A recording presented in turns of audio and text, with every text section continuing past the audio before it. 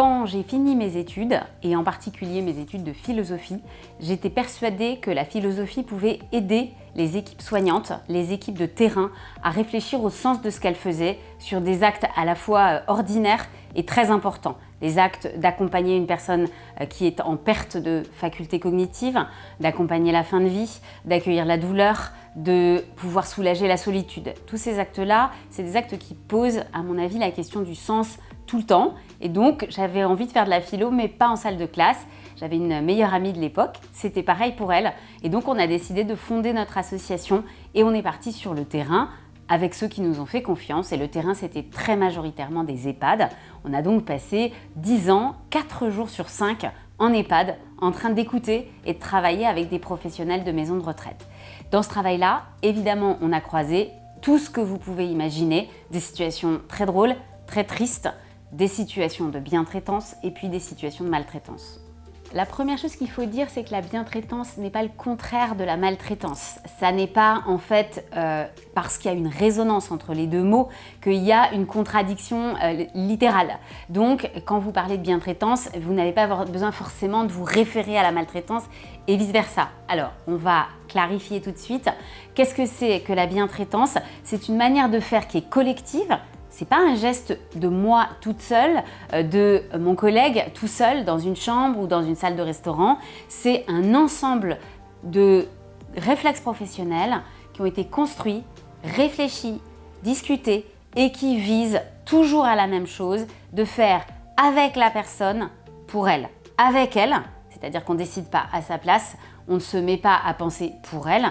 Et on est quand même dans une objectivation de l'action, dans une recherche de l'action qui est pour le bien-être, pour le confort, pour le respect, pour l'estime de soi de la personne. Alors ça, c'est la bientraitance. C'est un petit peu abstrait, mais en fait, l'idée qu'il faut retenir, c'est une recherche de toujours faire un peu mieux en tenant compte de la personne, de sa famille et en discutant avec ses collègues. C'est pas une illumination du matin, ça y est, tiens, j'ai tout compris, je sais que je vais faire comme ça la bientraitance. C'est un tissu en fait collectif partagé de tas de petits réflexes qui vont induire du respect, de l'écoute, de la douceur, de la complicité, de la créativité et on peut continuer longtemps. Donc il n'y a pas une définition terminée de la bientraitance, c'est-à-dire toute équipe va inventer un petit peu sa manière d'habiter la bientraitance. Par contre, il va y avoir des fondamentaux. Une finalité, c'est que la personne se sente respectée et se sente écoutée et vive le maximum la vie qu'elle souhaite vivre. Et ça va avec le bien-être des professionnels dans leur mission. On a rarement des professionnels très malheureux, très tendus, très en conflit, qui vont produire une culture de bientraitance. Alors si ensuite on se penche sur la maltraitance, très récemment, une conférence de consensus que la commission que je préside a organisée a permis de fixer une nouvelle définition de la maltraitance. Et cette définition vaut pour toutes les personnes en situation de vulnérabilité.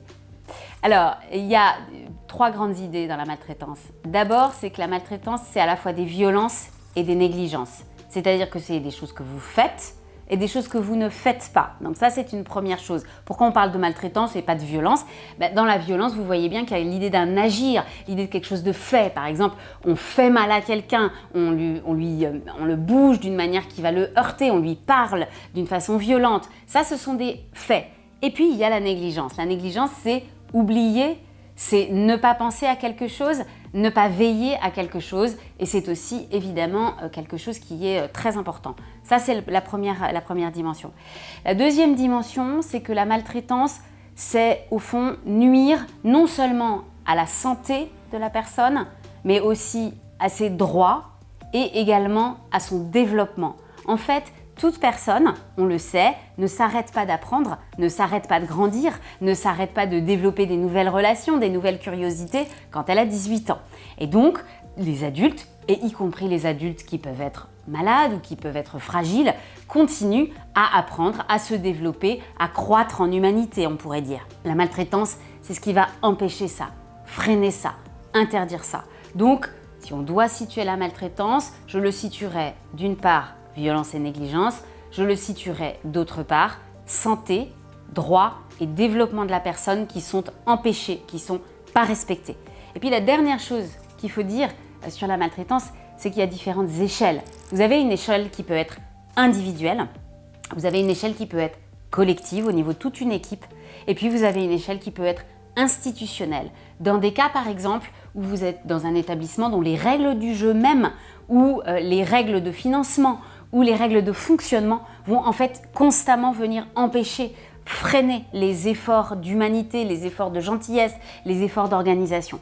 Et dans ce cas, vous n'êtes pas sur une maltraitance individuelle, c'est pas un tel ou un tel du tel étage ou de tel endroit qui est dans la maltraitance, c'est une échelle qui est bien supérieure. On a vu dans la crise sanitaire à certains moments qu'on avait des négligences, des choses qui n'étaient pas faites envers des personnes très vulnérables. C'était pas la faute de tel auxiliaire de vie, de tel médecin traitant, de telle échelle individuelle, c'était bien une question institutionnelle. Écoutez, la première chose que j'ai envie de dire, c'est que la bientraitance, c'est commencer par parler aux autres, parler avec les autres tout le temps. On est toujours convaincu qu'on va faire quelque chose de pas mal tout seul et on a notre fiche de poste et on a notre feuille de route pour la journée.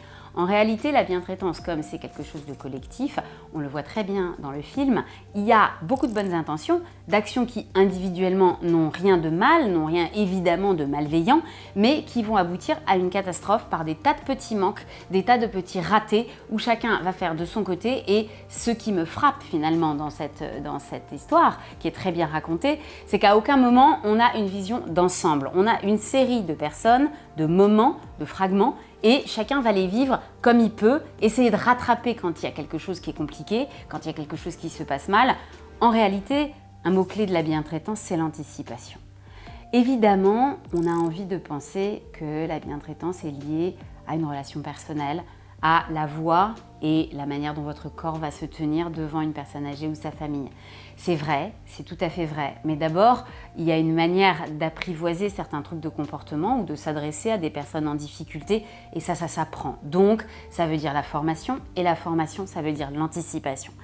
Ça veut dire qu'on ne part pas de l'idée que tout le monde a en soi des réserves d'énergie, des réserves de créativité qui sont inépuisables, mais qu'on part au contraire de l'idée qu'un tissu humain, aussi compliqué qu'un EHPAD, aussi fragile et en même temps aussi passionnant, il faut qu'on l'ait anticipé dans son fonctionnement quotidien.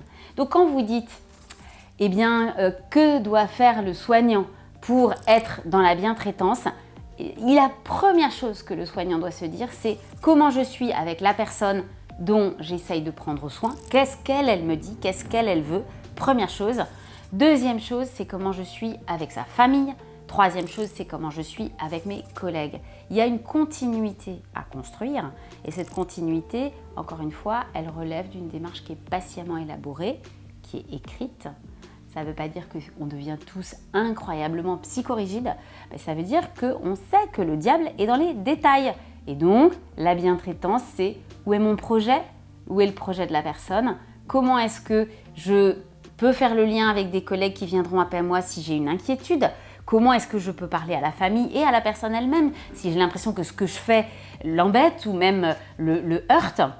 Ça, c'est des questions, à mon avis, permanentes des soignants qui sont constamment en train d'essayer de faire du mieux qu'ils peuvent, mais ne sont pas tout à fait sûrs de ce qui se passe autour d'eux et de ce que ressent la personne elle-même, parce qu'il faut le dire, on a envie de construire la bientraitance et c'est une nécessité avec la personne âgée, avec les personnes âgées, mais les personnes âgées qui sont accueillies en EHPAD, dans un certain nombre de cas, ça n'est pas si simple que ça de rentrer en contact avec elles. On a des moyens de sentir leur tension dans le corps. On le voit très bien quand on donne une toilette, quand on est sous la douche, on sent que la main est crispée, que le dos est raide, que la personne ne bouge pas. Donc il y a tout un langage. Ce langage, il faut que le soignant soit en capacité de l'entendre. Et l'entendre, c'est pas qu'avec les oreilles, c'est tout le corps qui entend la tension de l'autre. C'est tout le corps qui entend une personne qui a peur d'aller vers l'eau, qui hésite à se lever. Il faut dire clairement, la parole ne peut pas tout combler, ne peut pas tout réparer et ne peut pas tout améliorer. Quand on est en sous-effectif très important, évidemment, il va y avoir des difficultés et il va y avoir des choses auxquelles il faut renoncer. Autrement dit, je crois qu'il faut avoir la sagesse de construire des interventions qui vont être en mode non pas dégradé, mais moins abouti qu'elles ne seraient si on était en travail normal. Les soignants le savent très bien, quand il y a une épidémie de gastro dans une maison de retraite, on court partout parce que, ma foi, la gastro, c'est quelque chose qui est assez intense à gérer pour les professionnels. Et on sait que c'est pas à ce moment-là qu'il y a tout un tas de petites activités qu'on fait d'habitude qu'on aura le temps de faire. Il faut se résoudre à certains moments à pouvoir ajuster ce qu'on propose pour que ça soit tenable avec des effectifs réduits. Mais cet ajustement, il y a deux choses qu'il faut compléter. D'abord, cet ajustement, c'est pas soi tout seul qui le calcule, c'est encore une fois en lien avec la personne elle-même et en lien avec la famille et les collègues. Et puis cet ajustement, il doit être temporaire. Il n'y a rien de plus destructeur que d'être en train de bricoler et de rafistoler ce qu'on peut. Et c'est très bien et c'est très important, mais de se dire que c'est pour toujours, ça n'est pas possible. Donc à mon avis, nous tous, on doit à la fois bricoler et puis construire la suite. Et construire la suite, c'est se battre, ne pas admettre les sous-effectifs, ne pas admettre les manques de moyens. Ça veut dire les demander encore et encore dans tous les endroits où on peut le faire. Quand un soignant est témoin d'une situation de maltraitance, le réflexe qu'on trouverait formidable, c'est qu'il interrompe ce geste de maltraitance et c'est que, dans le respect, dans le calme, il interpelle son collègue ou sa collègue en lui disant « Tu sais, je crois que tu parles très fort, tu sais, tu lui as peut-être fait mal, tu sais, à mon avis, on pourrait faire le repas un tout petit peu autrement. » Ce que l'on constate, c'est que c'est très difficile, en réalité, de réguler son collègue. Quand on est entre pairs, et puis surtout si son collègue est fatigué, irascible, qui ne comprend pas du tout le problème, en réalité, ça n'est pas une mince affaire. Donc, quelle est la conduite à tenir quand on est témoin d'une situation de maltraitance? C'est de s'en référer à son cadre intermédiaire ou à son directeur. Certains vont en parler en premier à l'infirmière coordinatrice, au médecin coordinateur, à la psychologue. Certains vont aller directement voir le directeur. Et c'est ce qu'il faut faire. Il ne faut pas rester seul avec ça. Il ne faut pas rester seul, mais la maltraitance n'est pas un sujet pour la cafétéria, pour le café du matin. La maltraitance, c'est un sujet compliqué, difficile. Quand on constate quelque chose qui doit être régulé, c'est à la régulation qu'il faut s'adresser et pas se dire qu'on va le commenter, parce que ça n'est pas de l'efficacité. Il ne faut pas non plus se transformer en justicier de l'Ouest et vouloir tout seul, forcément, remettre de l'ordre, quitte à engueuler son collègue qui fait mal. Il faut que ce soit cadré, il faut que ce soit pensé. Je le dis, ça a l'air simple, c'est hyper compliqué. Tous les soignants que je connais qui ont été confrontés à la nécessité d'aller discuter avec leur directeur ou avec leur cadre sur une situation de maltraitance se sont sentis extrêmement mal parce qu'il y a un conflit de loyauté, parce qu'on n'est pas là pour faire des procès à charge, parce qu'on comprend l'erreur, parce qu'on sait que son collègue n'a pas forcément fait exprès. N'empêche qu'on se trouve pris en étau, est-ce que je laisse faire ou est-ce que j'interromps? Et ça, c'est extrêmement important de le rappeler. Il y a une responsabilité individuelle du soignant de mettre là où ça doit être mis la situation de maltraitance qu'il a constatée. Il y a des moments où ça n'est pas possible. Si ça n'est pas possible, il y a un numéro national d'alerte, le 3977, qui permet de déposer la situation à des bénévoles qui sont formés et qui permettent finalement cette confidence anonyme qui sera elle-même mise en relation avec d'autres éléments sur l'établissement pour essayer de remettre un retour à la normale dans la situation. Et puis bien sûr, il faut dire que quand on est témoin d'un acte de maltraitance qui relève d'une particulière gravité, il ne faut absolument pas hésiter à faire appel à la police ou au procureur de la République parce qu'il y a des choses qui relèvent d'un signalement à la justice et qui relèvent d'une régulation qui n'appartient pas à l'établissement. On n'est pas tout seul, on est en société et dans une société, quand on a affaire à des crimes graves, et la maltraitance peut en être un, il faut faire appel à ceux qui savent le traiter. Je pense que le rôle du directeur, il est absolument majeur en termes de mise en place de la culture de la bientraitance. Ça n'est pas que lui. Et la première chose que lui doit faire ou elle doit faire, c'est d'avoir un encadrement auprès de lui ou d'elle qui est porteur, qui est garant de la bientraitance. Ça veut dire quoi? Ça veut dire que psychologue, médecin coordinateur, infirmière coordinatrice, responsable hôtelière éventuellement, doivent être des battants, des ambassadeurs, des inlassables de la bientraitance. Ça veut dire qu'il faut éviter d'être blasé, découragé, ça veut dire qu'il faut essayer de conserver l'énergie. Pourquoi? Pour toujours rappeler la finalité et pour toujours l'incarner. Or, c'est extrêmement difficile de l'incarner tout seul. Et ça veut dire quoi? Ça veut dire qu'il faut qu'on soit déjà une équipe d'encadrement. Donc un directeur, d'abord, à mon avis, il doit cultiver cette manière d'être avec son équipe rapprochée. Deuxième chose, le directeur doit être sur le terrain. Le directeur ne peut pas, à mon avis, c'est impossible, rester uniquement dans des tâches administratives. Et donc, quand on dit qu'est-ce qu'il faut connaître quand on est directeur, il faut connaître l'importance d'être régulièrement dans les services, le sens du métier, la petite régulation, l'apaisement, mais aussi l'intérêt envers les soignants, le fait de les voir travailler, de rencontrer les familles et les résidents. Ça ne se remplace pas.